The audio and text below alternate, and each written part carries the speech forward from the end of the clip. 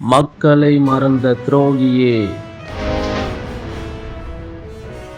MLA பதவியை தூக்கி எறிய அது உன் பாட்டன் வீட்டு சொத்தா? தாவேகாவில் இணைந்த மரகதம் குமரவேலை கண்டித்து தொகுதி முழுவதும் சுவரொட்டிகள்.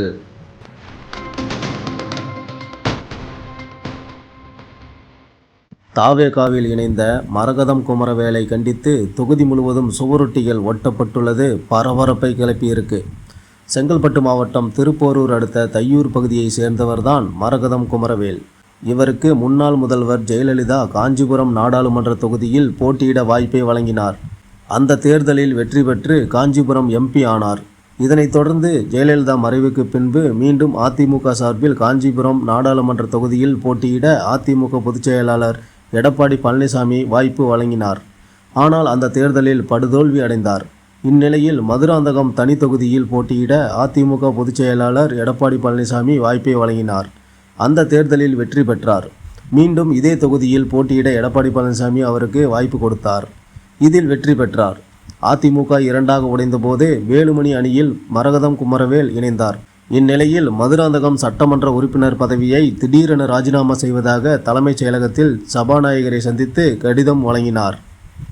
மேலும் தாவேக கட்சியில் இணைவதாக உடனே அறிவித்தார். இதனால் கடுமையாக கோபமடைந்த மதுராந்தகம் தொகுதி அதிமுக கட்சியினரும் வாக்களித்த மக்களும் கண்டன ஆர்ப்பாட்டத்தில் ஈடுபட்டனர். நடைபெற்ற தேர்தலில் எல்லாம் வாய்ப்பை வழங்கிய அதிமுக பொதுச் செயலாளர் எடப்பாடி பழனிசாமிக்கு துரோகம் செய்தவர் என்று அதிமுகவினர் கொந்தளித்தனர்.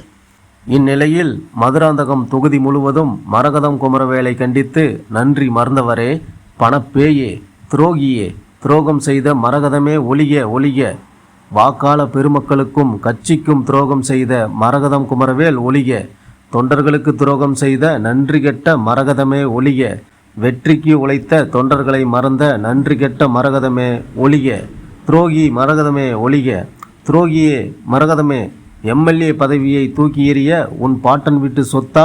மக்களை மறந்த துரோகியே, இந்த மதுராந்தகம் தொகுதி மண்ணை மிதிக்கும் தகுதி இனி உனக்கில்லை என்று மதுராந்தகம் தொகுதி முழுவதும் சுவரொட்டிகள் ஒட்டப்பட்டுள்ளது.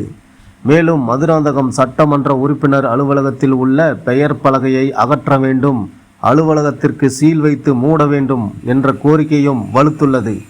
இது பற்றி உங்களோட கருத்துக்களை கமெண்ட் பாக்ஸில் கமெண்ட் பண்ணுங்க. நன்றி, வணக்கம்.